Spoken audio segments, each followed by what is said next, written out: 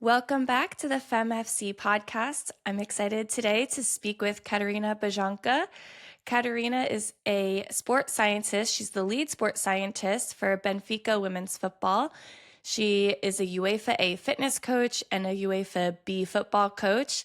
Catarina, I'm so grateful to have you on today. Thanks so much for joining us. Thank you for the invitation. It's a pleasure. Of course. So would you mind just talking a little bit about your background and how you came to be a sports scientist working in women's football? Yeah, so I have a background of being an ex-player. So I played mostly like some amateur football in amateur clubs, and I had an experience of 1 year being in a professional experience in a more serious club, the one I'm actually working at the moment. That invested a bit more, and yeah, it was a bit more professional. Regarding my background, I have a bachelor's in sports science and a master's in sports training. I always did that with internships in football. That allowed me to get my UEFA C in football coaching and UEFA B in football coaching. I'm currently pursuing a PhD in human kinetics, specialization in sports training as well. Most recently, I've been counseling with FIFA and been also involved in the Women's High Performance Advisory Group with the EFC, European Football Club. And yeah, in the women's first team in Benfica, I'm the lead sports scientist. We are a group of 3 people working in a women's first team, which I think it's very good. We have one person more responsible for return to play, another for more like strength and conditioning, and I'm the sports scientist with a higher focus on what's done in the pitch. And yeah, like everything regarding planning and monitoring both team and individual external and internal loads. Like all the communication with the technical staff, with the multidisciplinary team, a lot of contribution to pre-training activities, gym training, etc. All that, it's included there. Great. So we chatted a little bit through LinkedIn messaging and connected there and decided to chat a little bit today specifically about individualizing the weekly training targets for players. And I think individualization within a team sport can be quite a challenge, and especially with the large rosters of football teams and often small staff sizes in women's football, it can be quite challenging. So yeah, I'd love to hear a little bit about your approach to individualizing within a team sport and what your overall philosophy is. I started working with GPSs before going to the women's first team. I had experience with a men's youth team as well, and that's where I started looking at GPS loads and understanding all that and playing around. And that's actually where I understood that it's something that it's quite nice to do. And I understood that it is important to make sure that the players have the necessary stimulus to then making sure that they're good to tolerate the match demands. But yeah, it's important to look at the bigger picture always and not focusing on just hitting specific numbers and etc. So I've been individualizing weekly training loads for some time now. Of course, that over the years, I've been trying to do some improvements, understanding that maybe what I thought like 2 or 3 years ago maybe has changed a bit with some experience along the way.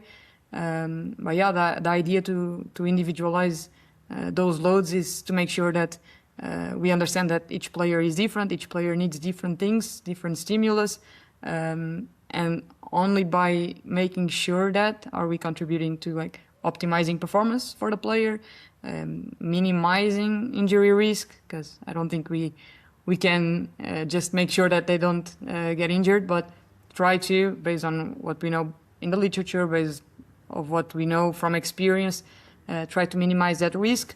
And yeah, it's a lot about that, and yeah, understanding what the player needs to be at their top, if that is one of the things that contributes to that, of course.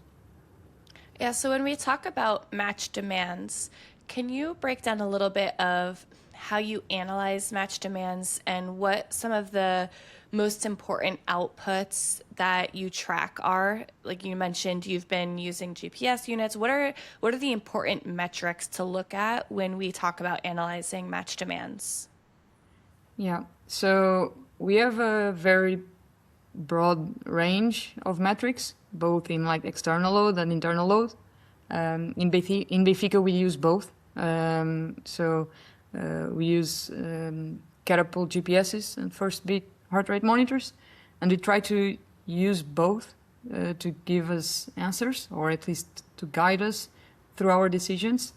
So in terms of like the metrics that are important, we use quite a few, and depending on what we are looking for, we might give more importance to some than others. It always depends on the specific case of each athlete. But I don't think it differs that much from what we look at men's football. I think some metrics are already defined for women's football. So like the velocity bands, they're already like standardized in different velocity thresholds. So that's already looking at it as in a female lens. But yeah, of course, like total distance, high speed runnings, XL, decels. In the internal load, we look at trim per minute, time spent in specific heart rate zones. So yeah, things like that are the things we look at the most. And how do you take those match demands and then go ahead and program or plan for a training week based on those match demands? In other words, why are those match demands important in the programming of training? So I like to look at the match as the maybe let's say top of the mountain. That's what we want to reach. That's what we want the players to be able to achieve and be ready for that.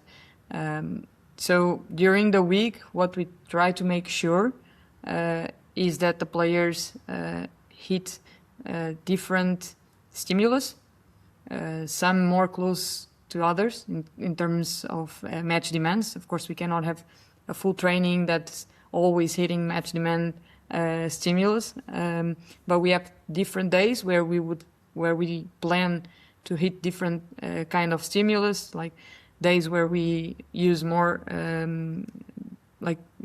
dimensions of the pitch that are bigger, and we try to look for like high speed distances, sprint exposure, all that. Other days we have smaller pitches and we're mostly focused on XLs, decels, repeated high intensity efforts, changes of direction, all that. So we try to look at the match as something that we use to then plan our week.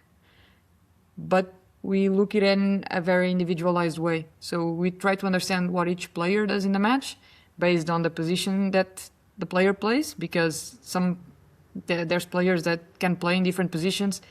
There's players that can play in different positions based on the coach that is coaching, and we might have a line of 3 with 3 defenders or a line of 4, and that changes the demands of the match.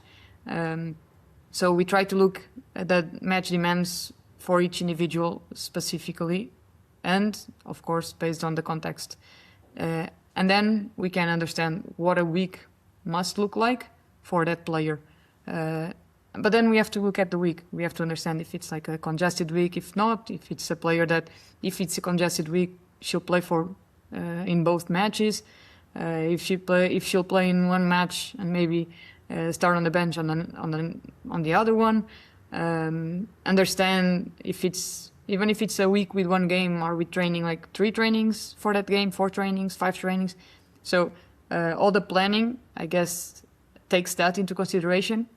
So I think it's a bit hard to say that is the model always, because it always has to adapt for that player, for what the week looks like, and not just that week, but the previous week, what's going to be the next week. So we have to understand the bigger picture to make sure what we want for that specific week. Yeah. And then in terms of using those match demands, are you looking at over the span of the week trying to hit a specific percentage of match demands on different days, or cumulatively across the week you want to try to hit X times the match demands? How are you making those weekly targets? And of course, it changes week to week, as you're saying, based on context of if you have a midweek game or if you have 3 versus 4 training days, depending on what the player's role will be. But let's say a typical week for a starting player, how do you go about planning out what their targets should be based on match demands? Yeah. So we have individual loads planning for each player. Let's imagine it's a week with only one match, and let's say that we have 4 trainings for that match. So -4, -3, -2, and -1, and then match day. Usually, I'd say that in a match day -4, we're gonna target more XLs, DCLs, more smaller spaces, making sure that the players have that stimulus, and integrating here a bit the pre-training activation.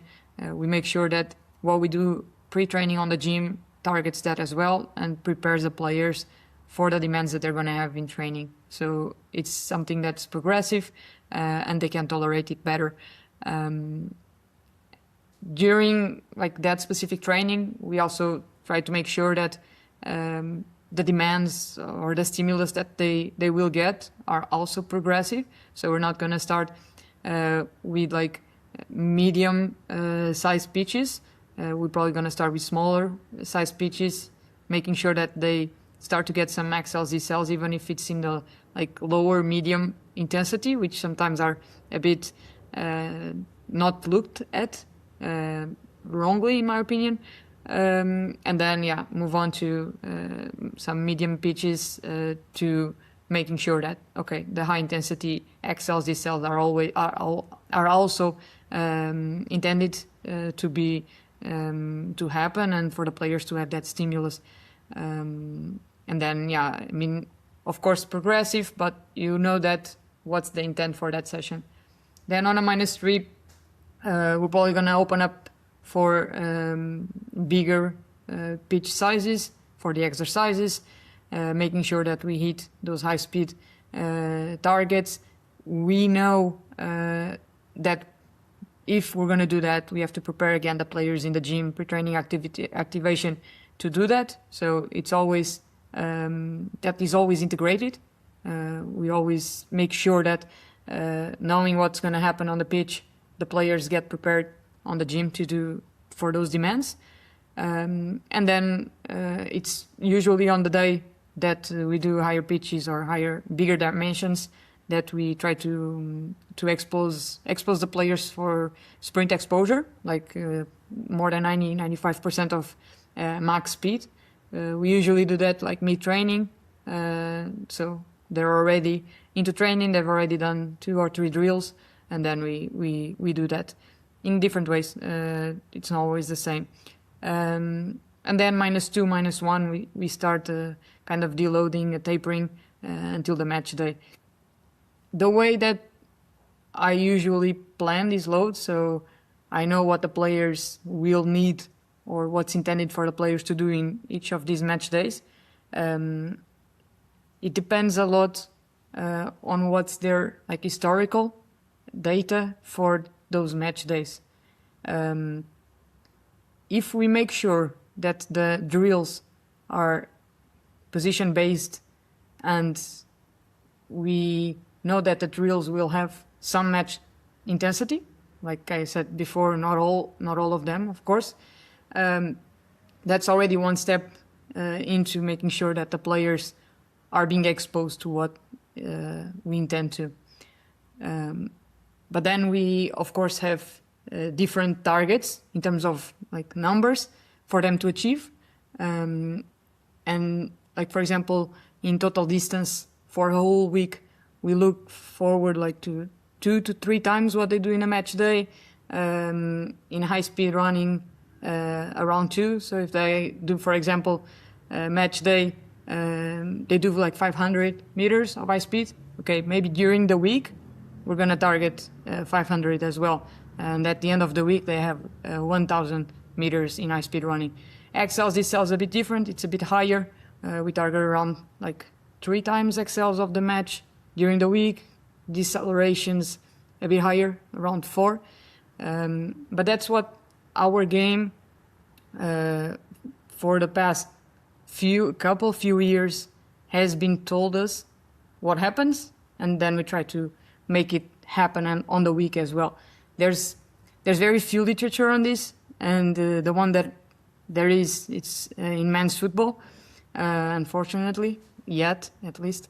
But yeah, we're not looking only at literature. We're making a mix of literature, experience, players' feedback on that, drills that we do. We've changed coaches from one season to the other, so that also changed a bit what the players were, the type of stimulus the players were having on the pitch. So yeah, I guess we try to have all that considered and make sure that we do those adjustments.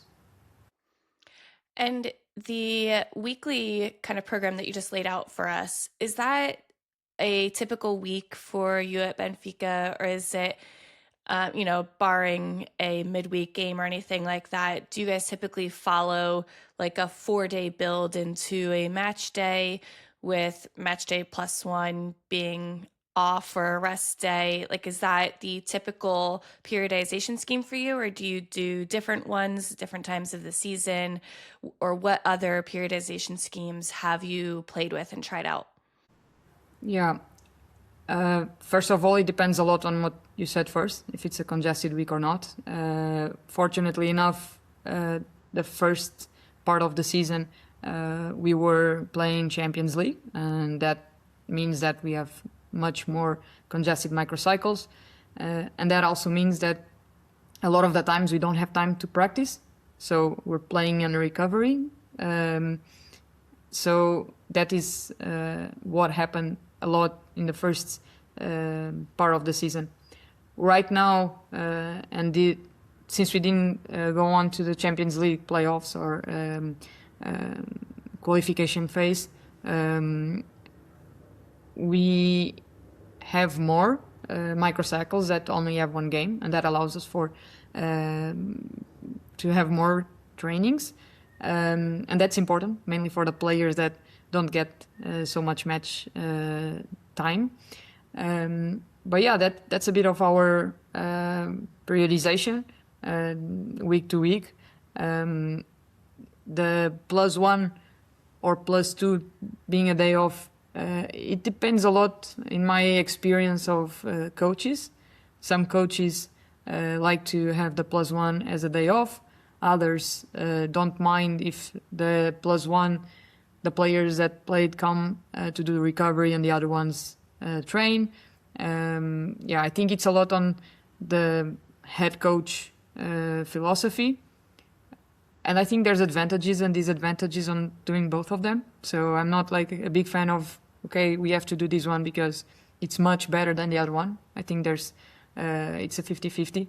And I just think that once you know what you're going to have throughout the season, you just have to make sure that you adapt to that and make sure that you don't miss or you don't stop doing things that are necessary because of that. But as soon as you know that and you have all that laid out and planned, I think that's perfectly fine. When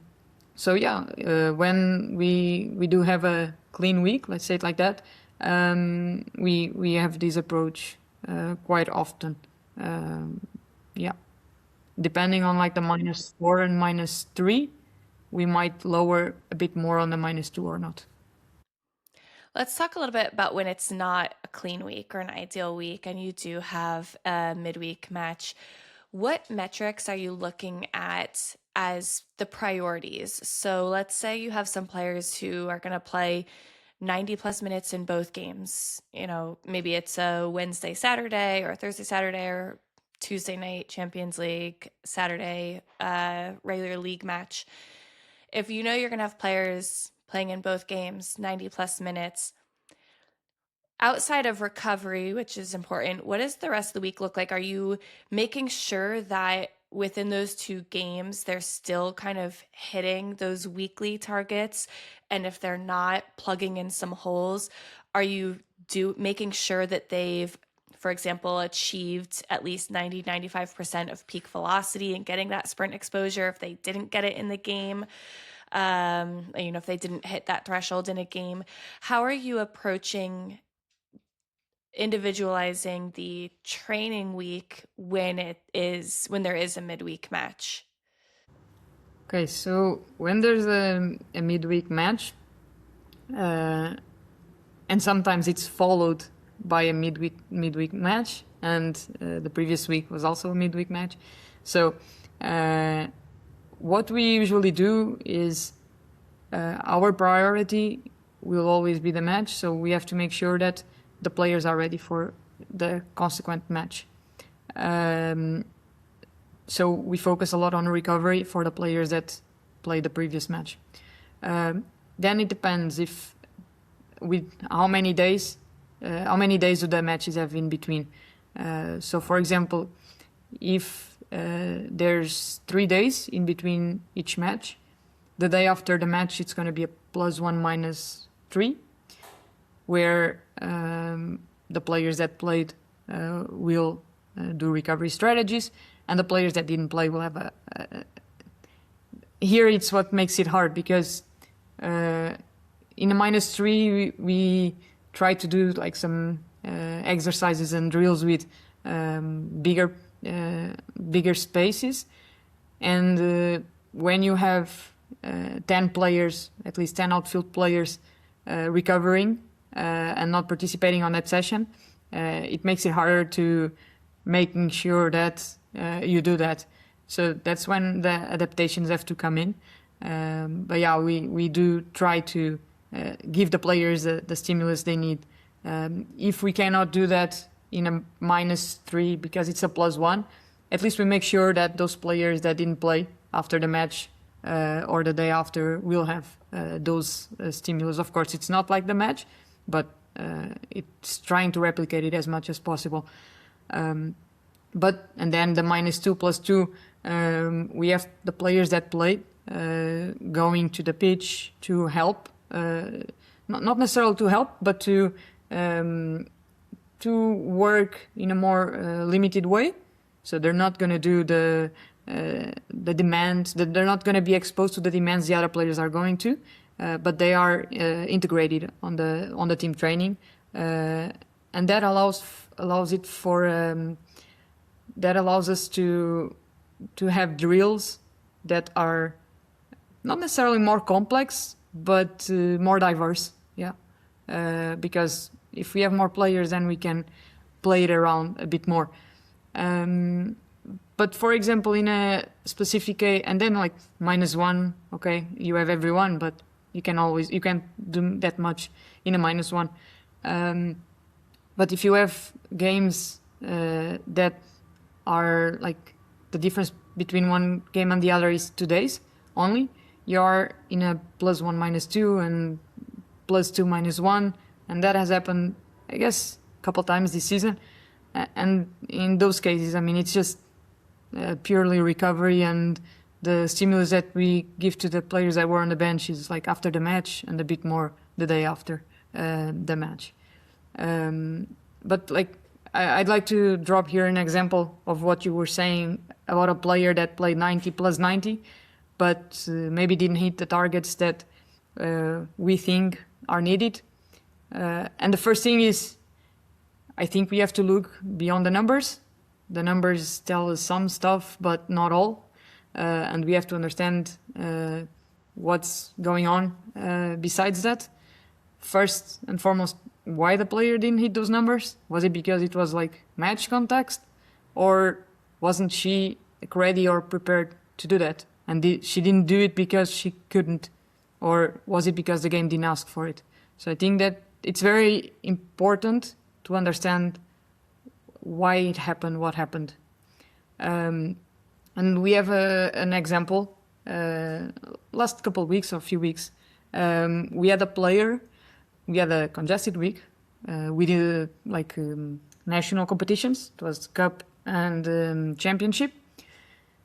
And we had a player that played 90 plus 90, and she didn't hit 90% of max speed, but she accumulated a whole bunch of distance in sprint distance band.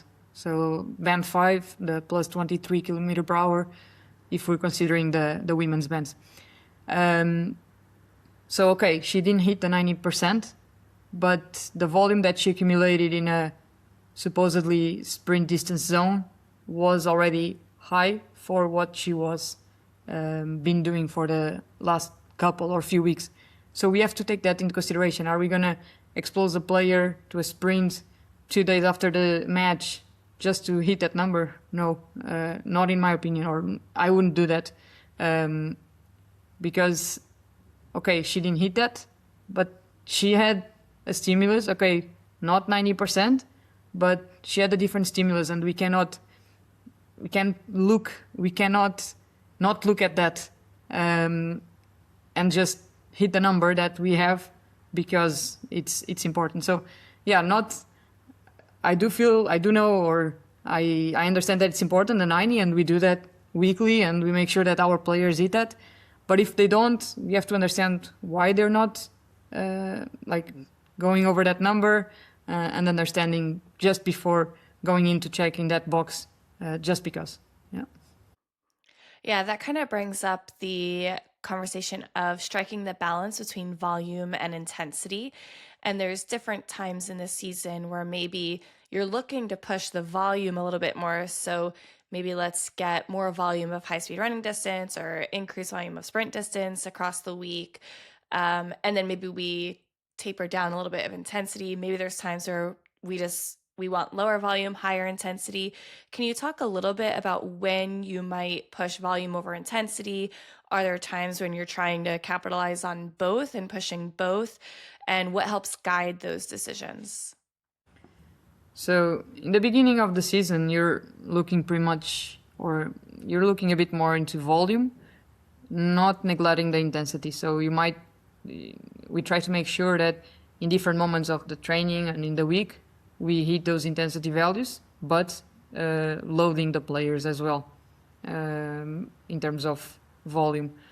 And then as the week goes on, and like, for example, now that we've been past mid-season, I think it's the intensity that matters the most, making sure that the players get exposed to that. But of course, we still look at the volume, because we don't want the players to just have making sure that, okay, per minute they're all good, but then in terms of accumulated loads, they're not getting enough, even for a injury risk perspective. But yeah, it's like beginning of the season, volume will be something that we look forward to. And right now we're just making sure that, okay, they have the volume that they need, but we're looking more into intensity, making sure that the drills in training are exposing the players for some match demands. Even if it's like, okay, you have a drill, you have like your reference values for what, I'd say worst case scenarios, most demanding periods on a match. Okay, you have like windows of 3 minutes, 5 minutes. Okay, that's what happens on your match during windows of 3 and 5 minutes. Okay, let's try to replicate that on the training pitch, and making sure that we tolerate that, because then we're more ready to tolerate that on the match. Yeah.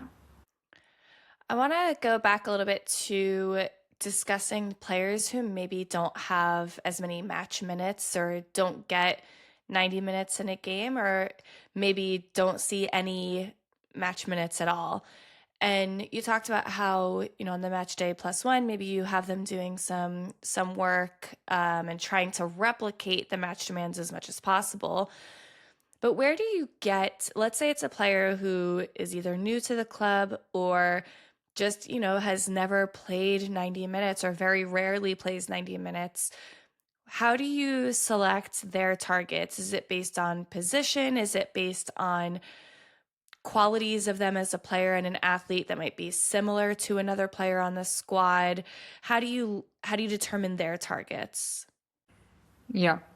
So if it's a new player, first of all, we always try to communicate with the club that she came from and understand what were her demands on that club.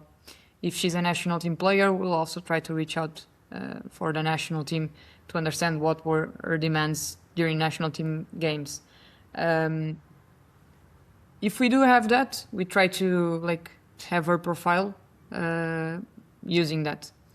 But of course, it depends a lot on what was her position back there, what was the game model. The position can even be the same, but if the pressing is different, whatever, that can change everything.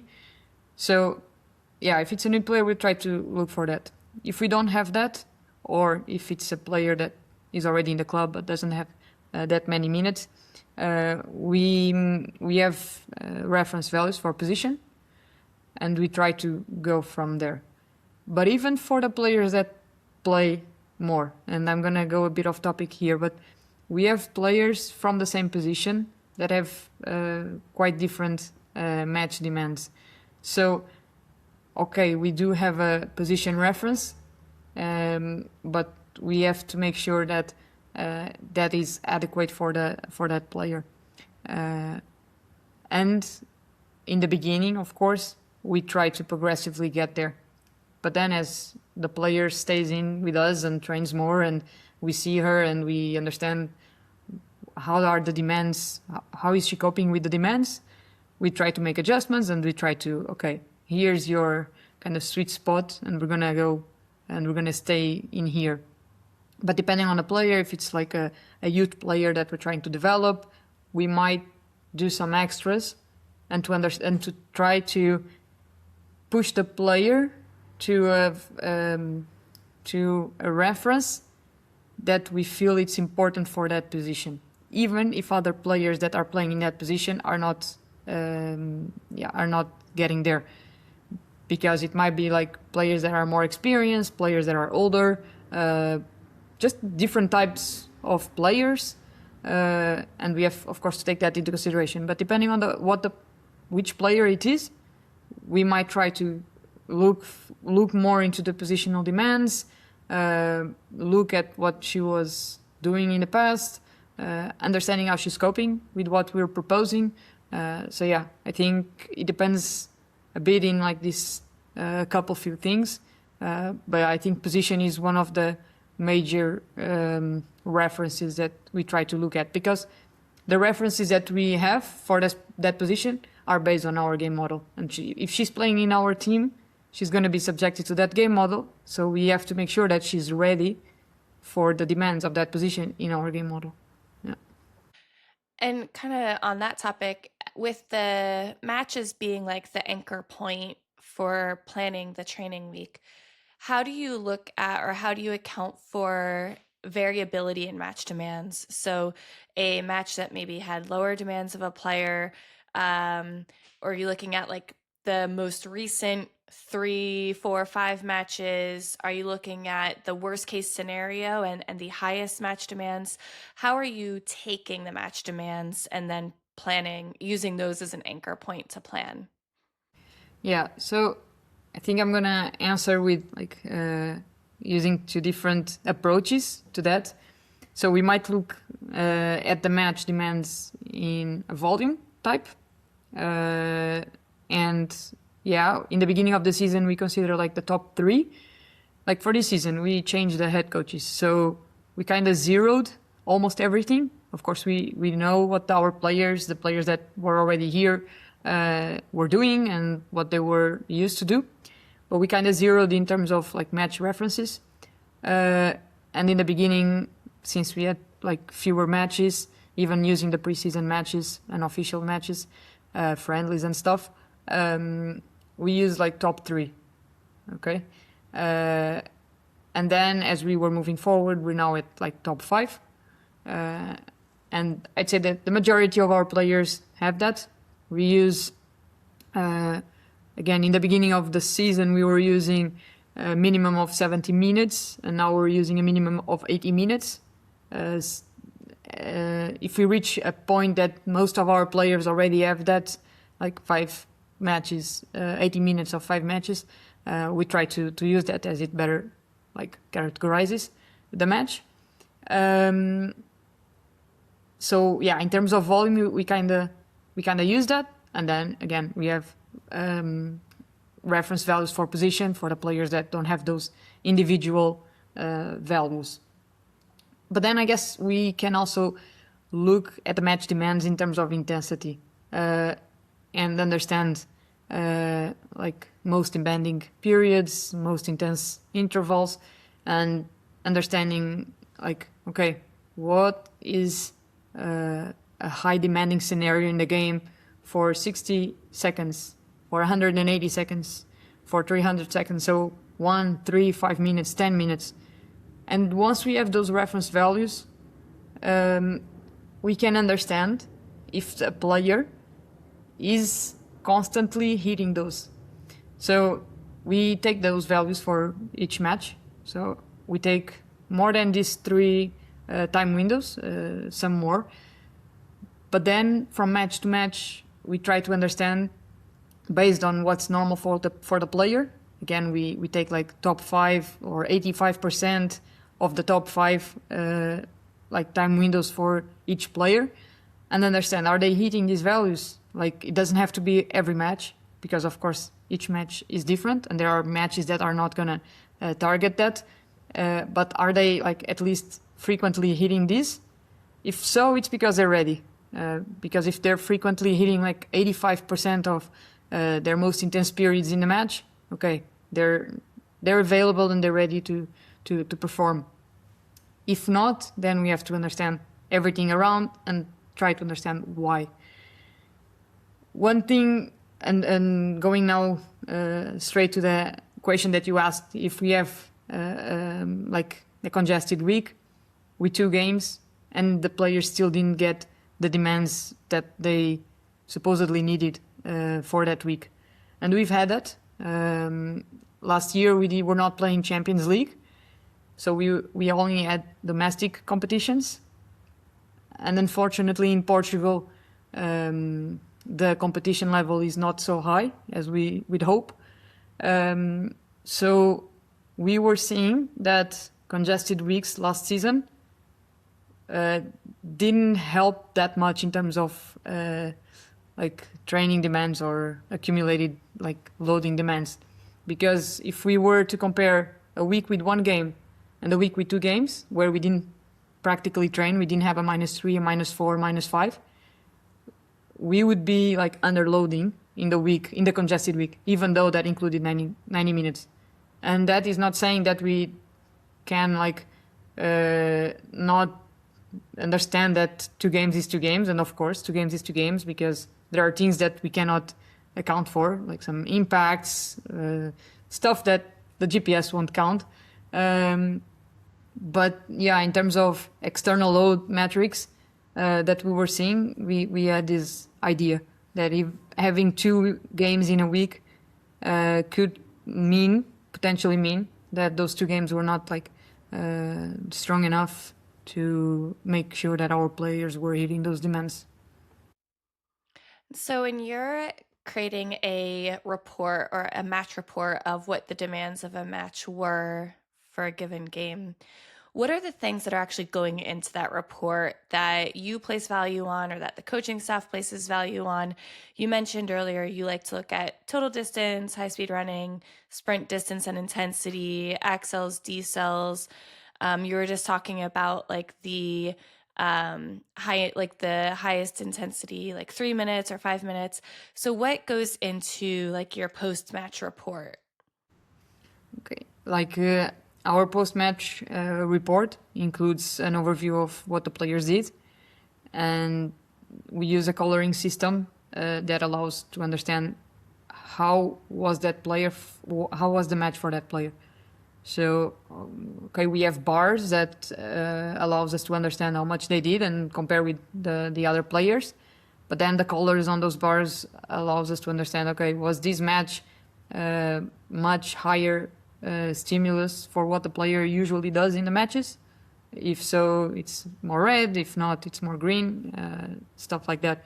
Um, but then in terms, and that's like a typical report, and we try to get the information as much filtered as possible, because I think the head coach and even the rest of the technical staff, they have so much to worry about that I think that if the information gets to them as much digested as possible, I think the better, and with some actionable points. I think that helps a lot.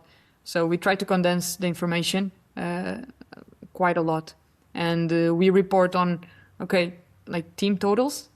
We in terms of games we don't use the averages that much in terms of volume, so we use team totals, and that allows us to like compare between matches. Only if a player gets like a red card, that kind of changes a bit of our analysis, but usually they don't. So it allows us to do that. Um, so we report a bit on volume, total volume for the team, for different metrics, and again to try to digest it.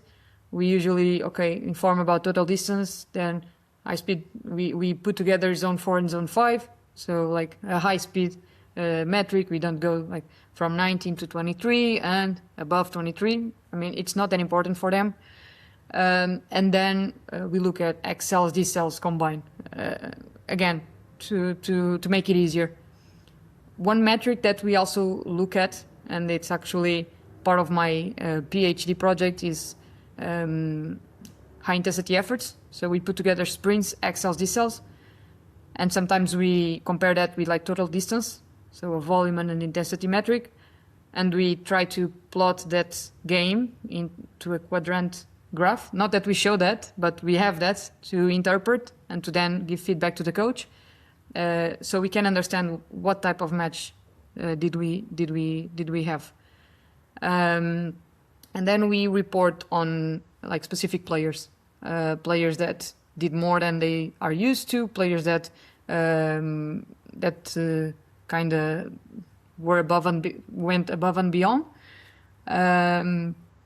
Imagine if it was a player that in that match was the match that she did the most excels. We also report on that. So like new best, personal records, because then we have to understand, okay, this player never did that, at least this season.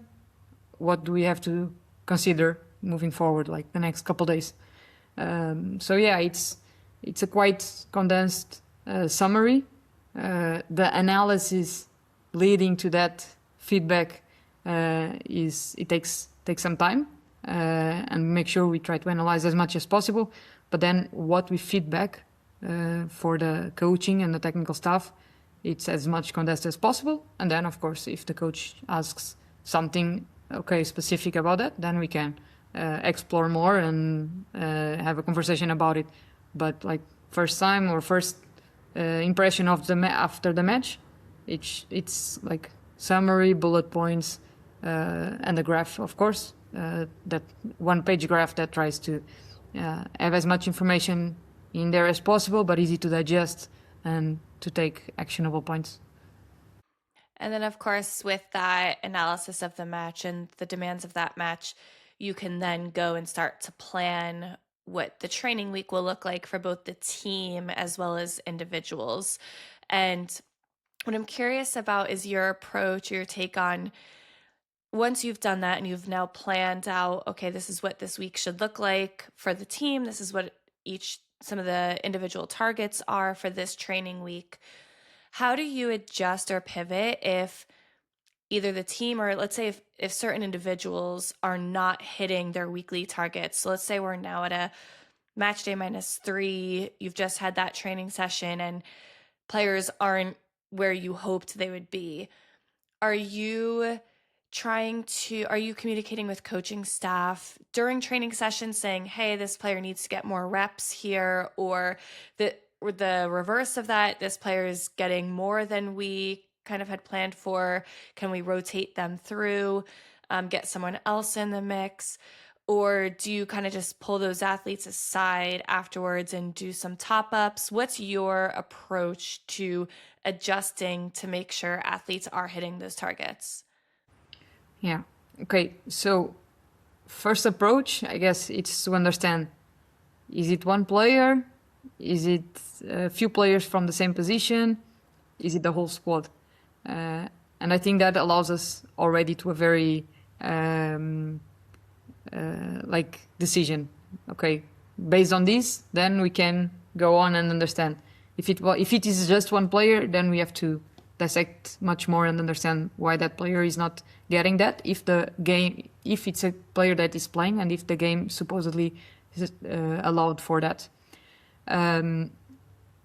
If it's players from the same position, it might be based on like what the match, how the match was, and they were just not stimulated enough because of the context of the match. And if it's the whole squad, then it's a different question, and usually more easy to solve. After each week, we send out a weekly report, and that's a bit more extensive. We give feedback, like more extensive feedback, kind of a summary of each day. And like at the end of the report, we make suggestions for the next microcycle, individual suggestions and team suggestions. So that allows us to do that adaptations that are needed. So based on that, we are like feedbacking to the coach. Okay, maybe we have a clean week. The next week is a week that we're going to have the possibility to train and play at the end of the week. So let's make sure that we use a -4 and -3 with good loads, and make sure that they have the stimulus and the demands that are needed. That's the first thing, I guess, feedbacking the coach, and then through the planning, we try to make sure that with the drills, they get that. Of course, that's not always possible, and then we have to make slightly adjustments. If it's rotating more a player, then we do that. If it's getting some extra load, we try to do that as well, of course. But we also have to understand what's the context, because if it's a player that has been playing like constantly and frequently, and there was 1 week that she didn't hit those targets, we're not gonna make her do some extras in that week just because in that week she didn't hit those. So yeah, we try to look at the bigger picture and understand when is there the need to do extra, when is there the need to make sure that she doesn't do extra, instead of just saying, okay, she did this because we planned this and that's done. And yeah, during the training we have live data and we feedback to the coach, even if that means doing less reps of one exercise, less minutes of one drill, all that we are monitoring and we are feedbacking to the coach. But yeah, fortunately enough, our coach has a pretty good understanding of what we need in each day, and that makes it a bit easier to plan and go about that. So yeah, if we have to do adjustments, we do. Fortunately enough, we've been able to easily cope with that, and making sure that the players, if they don't need, they're not pulled aside that much just because. Yeah, and one thing we haven't like directly spoken about, but that you've alluded to a couple times now, is how the player is responding to the load. And so you mentioned before that, if they didn't hit their match targets in a week where there's 2 matches in a week, a congested period, is it because the match didn't demand it of them, or is it because they couldn't do it? And monitoring and tracking their internal load, or their response to the external load, I'm sure is helpful in making some of those decisions. So how do you look at that, monitor the internal load and the player's response to the external load, and then use that for decision making? Yeah, we have 2 metrics. One then can be diverging to a lot of metrics, but we use heart rate during the trainings, and we use RPE. And using RPE is questionable for some environments where you already have all those other tools, like objective tools, like heart rate. But we still feel at the moment that RPE is giving us something. And I guess like one of the main questions regarding RPE is if the players are doing that with some like with meaning and are not just answering for the sake of answering. And I think like the same goes for wellness questionnaires. If the players understand that we're looking at what they're answering, they're gonna do it with a meaning. And when they see that, I think we can trust on those. We can trust on those values. So we still use RPE. We give it the importance that we feel it's needed in each situation. But that's a tool, and I think it's an important tool because it's still subjective. And of course, that like heart rate is objective, and it gives us things that are more easily quantified and easily explained. Let's say like that. You can explain, or you can try to explain why that's happening. And in RPE, there might be a lot of things that can play with that. But yeah, we do use RPE, and we report and we ask the players when like they're giving absolute like crazy values, what's happening, and they understand that we look at that and value that. But like regarding internal load, we're using TRIMP, both accumulated TRIMP and TRIMP per minute, and that's where we try to see, and we integrate that in the like post-training and post-match report. So we have external load and internal load combined, and we try to see like when something is off. But then also again, like, and mainly for players that are not being exposed to match, if in those like post-match training, are they getting exposed to like more than 80-90% of their heart rate, like significant time. It's almost impossible to replicate the match, but yeah, at least some of it, or in some moments of that. Yeah. For practitioners who will listen to this episode and aren't utilizing TRIMP at the moment, would you mind just describing kind of what it is and how you use it? Yeah, we use the we use the metric that is given us by the provider that we use, which is FirstBit, and we've used others previously. And it's important that if you're using it, you know how it's being calculated, and that is something that if we are changing providers, we always ask, okay, how are you calculating TRIMP? And it gives a different weight to different bands of bands of heart rate. So for example, above 90%, from 80 to 90, and it gives different weighted, and then it's like a ponderated average. So you kind of have that value, and that allows you to have a value for internal load. But again, it's just one way of looking at. It's questionable if it's the best one, but it's the possibility of having one metric and not having to look at 3 or 4. And like again, to feedback, I think it's easier to simplify the most.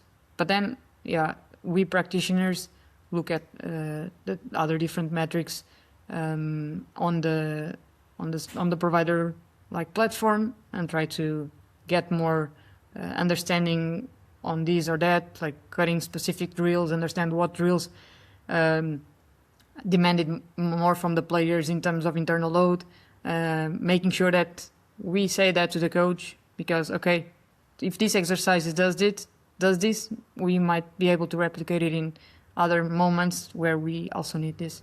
So yeah, it's a whole other world, the internal load question. But yeah, we try to use it as much as possible, integrating with the external load. Yeah, I think that's such a good point is understanding how Trump is being calculated and different carriers or companies might do that. It might have different algorithms or equations for that. So it's really important to understand and ask, if you're using first beat or if you're using polar or whatever else you might be using, like, okay, how are you calculating this and seeing if that's helpful or not?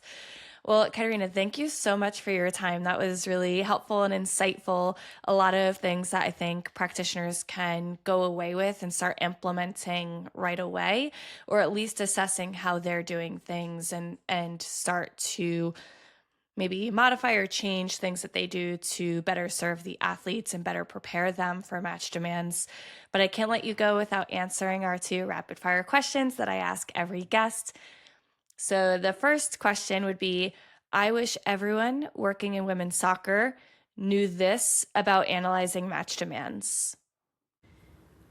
Knew that uh, match demands have to be looking at in a contextualized way. So don't single out match demands. Try to understand how those numbers show. Why do they change? What factors weigh in?